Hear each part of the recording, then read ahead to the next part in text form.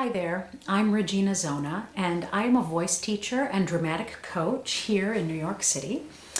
And I have put together these 3 videos as an action plan for young artists to prepare for the audition season that's coming up in just about a month and a half. So this is a summer action plan series.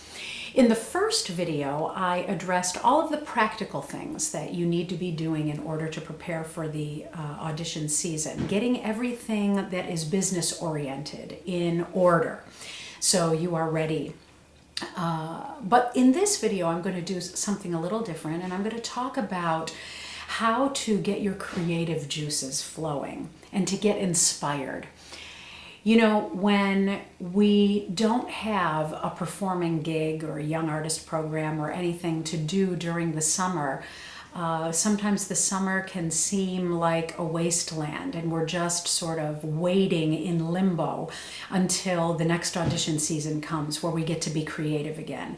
But the thing is that this is the perfect time to get re-inspired, to not necessarily just think about the business of how to get hired, but also remind ourselves why it is that we're in this particular business in the first place. And so what I want you to do is I want you to take this opportunity, this month and a half that we have left, to actually try to get inspired by not only your art, but art in general, and see how that can then translate into what you can bring into your art and rejuvenate you as a performer. So I've just got a couple of things that you could do in order to get those creative juices flowing again. One thing that you really should try to do is go to live performances. And I'm not just talking about live performances in your genre. If you're an opera singer, you don't have to go to an opera, but go to a chamber music concert, or go to a dance performance, go to the ballet, or go to a poetry slam, go to a straight play. The thing is that seeing other performers performing at the best in their discipline can inspire you so much in your own performance that is a really important thing to do. The thing is that the first thing that you might say is, well, I don't have money to do that. Those things all cost money. But you know what? That's not always the case. You know, here in New York, there's Shakespeare in the Park, where you get to see great Shakespearean actors perform Shakespeare live for free. There are opportunities all over this city that you can see live performances for little or no money. So do some research. Call your cultural offices in the towns that you live and see where there are performances going on. But the last thing that I'm going to say about these performances is that when you go to them, I want you to go to them without a critical mind. I want you to go to them with your mind wide open to learn something. Learn something about performing, or about your art, or about somebody else's art, or whatever it is. Don't just go to criticize what that performance is all about. So go see a live performance. Now, the other thing that we can do to sort of get those creative juices flowing is actually see performances that are recorded, videos, or listening to audio recordings. Go to your local library, sit in there and watch videos of an opera or a musical that you've never seen before, or listen to an entire performance of an opera, an entire recording that you've never heard before, and follow along in the score. Read the libretto of an opera that you know very little about but have always wanted to know about. Immerse yourself in the art that you have chosen to be a part of and explore something about that art that you've never explored before. So that's something that you can do. The next thing that you can do, which I find really, really interesting, is do something that is related to your genre, but not directly. So, for instance, if you're an opera singer, take a dance class.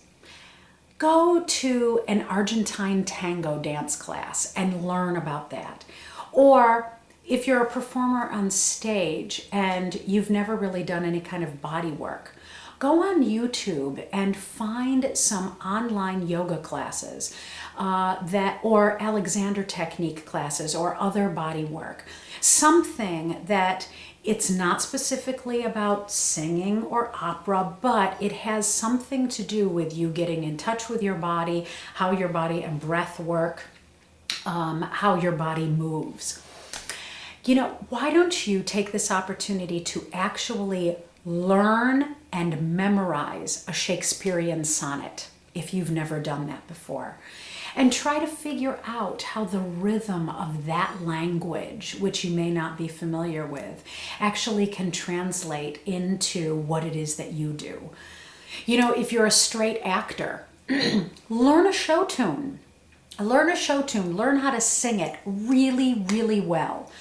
And then bring your own performance to it so that you're doing something that is artistic, but is not necessarily totally wrapped up into your genre. Because the thing is that by immersing yourself in art itself, then that can inspire you in your own art. So that's something that you can try. One thing that I am always inspired by is collaborating with other people.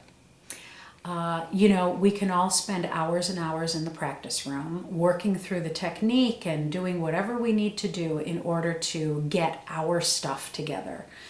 But the thing is that when you have another person there that can give you feedback, or you can perform with, or you can play with artistically, it gets you to think about your performance, your art in a different way, because it's not just about you, it's about how you are interacting or collaborating with another person. So find a friend. Maybe you get together once a week or a group of friends, you get together once a week and you sing your audition rep for each other.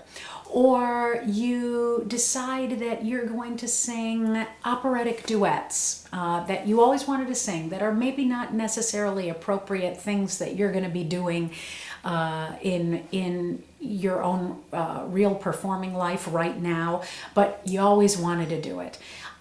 Get that together and just sing through these things, you know. And again, you can say, oh, well, that's expensive. I have to find an accompanist, yada, yada, yada. But the thing is that, you know, maybe you strike a deal and you make it a potluck and everybody gets together once a week and you just eat great food and after you're singing, drink great wine, if you're of age, and you make it fun. You make the collaboration an event, and it's something that gets you excited to move towards every week. So do that.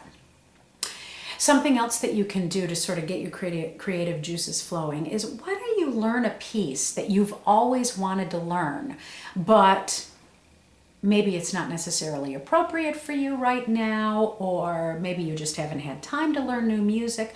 Just learn a piece for fun. You know, maybe it's an aria, maybe it's a musical theater show tune. Whatever it is, learn something not for the sake of, oh, I have to put this in my audition list, I have to do whatever, just for fun. Because then it gives your own practice time and your own learning time a little rejuvenation, that it's not about, you know, checking off the list everything that you have to do. It's something that you do because you enjoy doing it. Something else that you can do is go through your audition rep and study these arias in a completely different way than you've ever studied them before. Like, do an in-depth character study of these arias and see if you can really understand how musically and dramatically these aspects form how that aria is to be sung. Or take the text of that aria and perform the text, learn the text to speak it as a monologue, both in the original language and English, if it's not already in English, so that you get a sense of really what it is that you are saying, and perform it as a monologue. Maybe you take that repertoire and you choreograph a dance to it.